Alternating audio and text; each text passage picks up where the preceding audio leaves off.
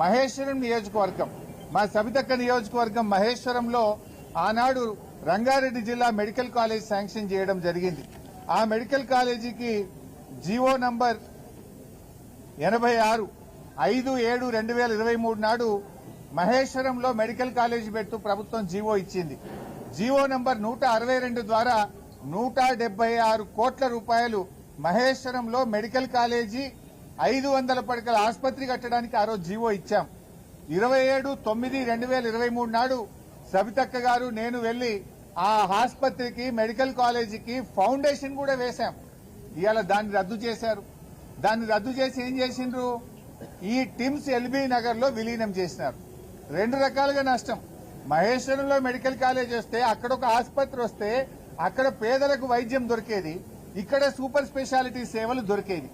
ఇవాళ general medicine medical college వస్తే ఏమైతుంది, ఏ కరీంనగర్లనో వరంగల్లోనో సిద్దిపేటలో మెడికల్ కాలేజీలు ఏ సేవలు ఉంటాయో గవే సేవలు దొరుకుతాయి.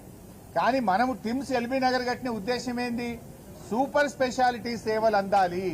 ఇలా 400 పడకలు ఇళ్లకు వస్తే ఈ 1000 పడకల్లో 400 తగ్గిపోయి పేదలకు ఇలా సూపర్ స్పెషాలిటీ సేవలు దొరకకుండా పోతుంది. అటు మహేశ్వరంలో మెడికల్ కాలేజీ రాకుండా పోతుంది. రెండు రకాలుగా నష్టం.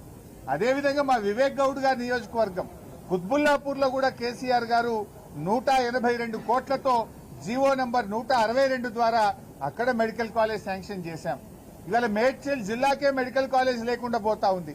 దాన్ని తెచ్చి ఏం చేసిండ్రు, టిమ్స్ అల్వాల్లో దాన్ని కలిపేసిండ్రు. అంటే ఇవాళ కుత్బుల్లాపూర్ కాన్స్టిట్యున్సీలో పేదలకు వైద్యం అందుబాటులో లేకుండా దాన్ని తీసుకుపోయి అల్వాల్లో కలిపేసిండ్రు.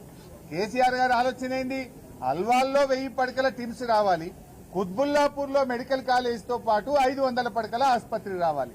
కేసీఆర్ గారి ఆలోచన ఏంది, ఎల్బీ నగర్ లో 1000 పడకల సూపర్ స్పెషాలిటీ ఆసుపత్రి రావాలి, మహేశ్వరంలో 500 పడకలతో మెడికల్ కాలేజీ రావాలి. అంటే ఇలా మహేశ్వరంలో మెడికల్ కాలేజ్ లేకుండా చేసిండ్రు, కుత్బుల్లాపూర్ లో మెడికల్ కాలేజ్ లేకుండా చేసిండ్రు.